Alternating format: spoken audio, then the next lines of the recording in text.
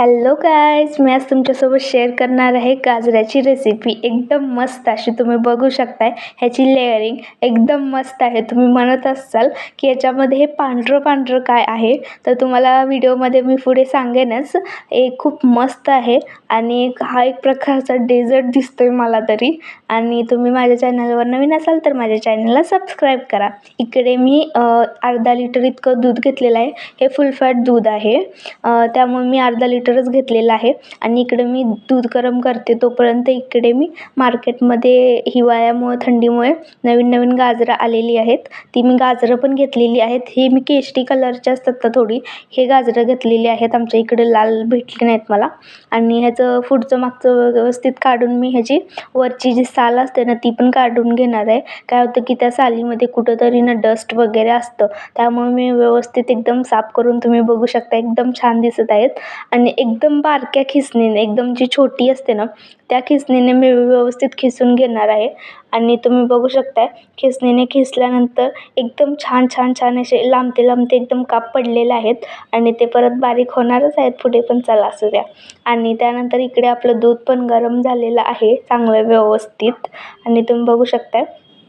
आणि त्यानंतर मी दूध साईडला ठेवून इकडे एका कढईमध्ये थोडंसं आधी काजू बदाम घेतलेले आहेत, त्याला पण व्यवस्थित चॉप वगैरे करून कढईमध्ये ह्याला पण 1 ते 2 मिनिटं चांगलं ह्याला फ्राय करून घेणार आहे.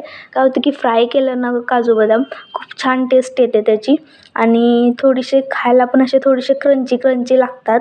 आणि हे असे टाकले की काय होतं की आधीच काजूमध्ये त्याचं एक मॉइश्चर असतं आणि त्याच्यामुळे काजू वगैरे ते पूर्ण सॉफ्ट होऊन जातात. त्यामुळे थोडंसं फ्राय करून घ्यायचं. आणि अर्धा किलो गाजर इतकेला मी 1/4 इतकं काहीतरी घी घेतलेलं आहे. तुम्ही घी नसाल टाकायचं तर तुम्ही स्किप करू शकता, पण घीने खूप छान टेस्ट येते, खूप छान फ्लेवर येतो, त्यामुळं घी टाकाच तुम्ही. आणि जेवढं जेवढं काही टाकलं आहे मी तुम्हाला डिस्क्रिप्शन बॉक्समध्ये पण पूर्ण डिटेल पण त्याची देईन. इथे मी अमूल्याचं 3 पॅकेट घेतलेलं आहे.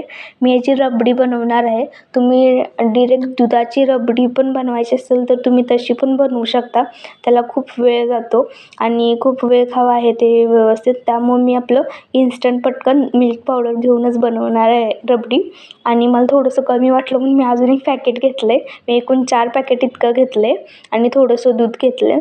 आणि व्यवस्थित ह्याला पहिल्यांदाच व्यवस्थित हलवून त्याच्यामध्ये साखर वगैरे टाकून हे करायचं. नाहीतर काय होतं की आपण गॅसवर गरम ह्याच्यात टाकलं की त्याच्या ज्या गुठळ्या वगैरे असतात त्या व्यवस्थित जात नाहीत, त्यामुळं आधीच तुम्ही खालीच व्यवस्थित स्टर करून घ्या.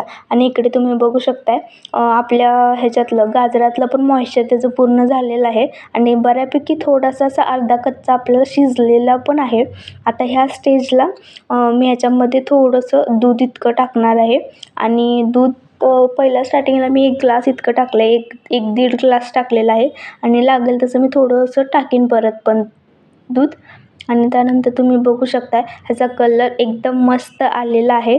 आणि व्हिडिओमध्ये थोडासा पिवळा पिवळा दिसतो, पण असा थोडासा लाल होता.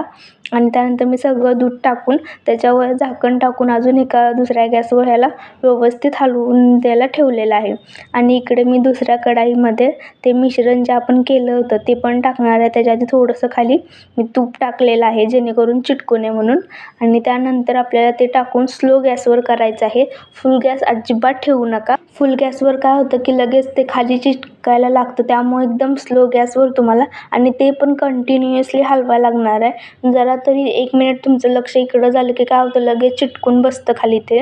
आणि तुमचं जर नॉनस्टिक असेल तर काय प्रॉब्लेम नाही आहे. माझी नॉनस्टिक नाही आहे त्यामुळं व्यवस्थित हलवून घ्यायचं. तुम्ही बघू शकता हे हळूहळू गाढ होत आहे. लई जास्त वेळ लागत नाही कारण की आपण ह्याच्यामध्ये मिल्क पावडर टाकले, त्यामुळे लगेच एक 5 मिनिटात होतं हे. आणि हे व्यवस्थित जास्त पण घट्ट करू नका, नाहीतर परत गार झालं की ना खूप म्हणजे खूप घट्ट होतं.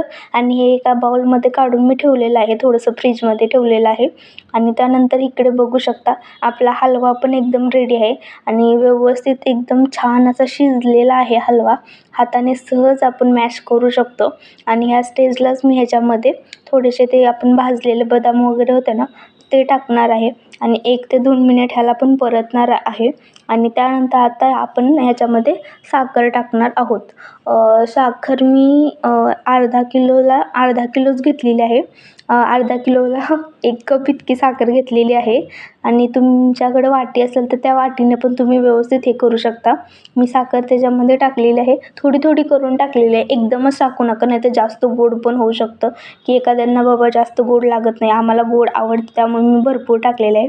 आणि हाय फ्लेमवर पटापटा हलवून त्याचं आपण पूर्ण पाणी वगैरे वाफ जाऊ देणार आहे. इकडे एका बाउलमध्ये मी पहिल्या स्टार्टिंगला खालची लेअर आहे ती गाजराची लावलेली आहे आणि दुसरी लेअर आहे ती रबडीची लावलेली आहे.